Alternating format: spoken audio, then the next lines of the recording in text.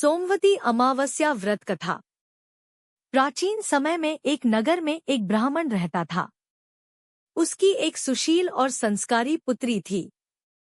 जब पुत्री विवाह योग्य हुई, तब ब्राह्मण ने कई विद्वानों से उसकी कुंडली दिखाई।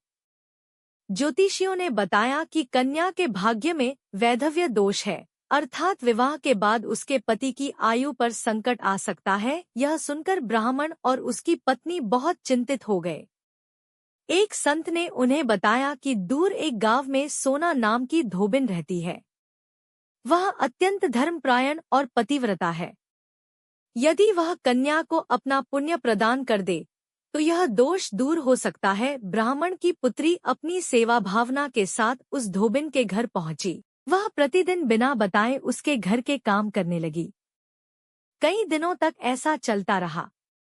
एक दिन धोबिन ने देख लिया कि उसके घर के काम कोई और कर रहा है। पूछने पर कन्या ने अपनी पूरी व्यथा सुनाई। धोबिन उसकी सेवा और विनम्रता से बहुत प्रसन्न हुई। उसने कन्या की सहायता करने का निश्चय किया। वह ब्राह्मण के घर पहुंची और कन्या के विवाह में शामिल हुई। विवाह के समय उसने अपने पतिव्रत और पुण्य का प्रभाव कन्या को प्रदान किया।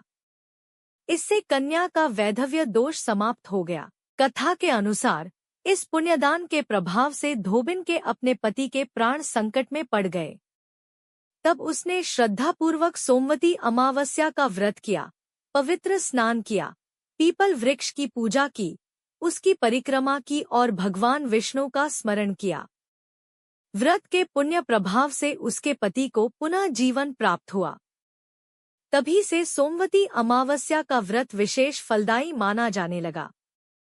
मान्यता है कि जो श्रद्धा और नियम पूर्वक इस व्रत को करता है, उसे सुख, समृद्धि, सौभाग्य तथा परिवार की मंगल कामनाओं का फल प्राप्त होता है।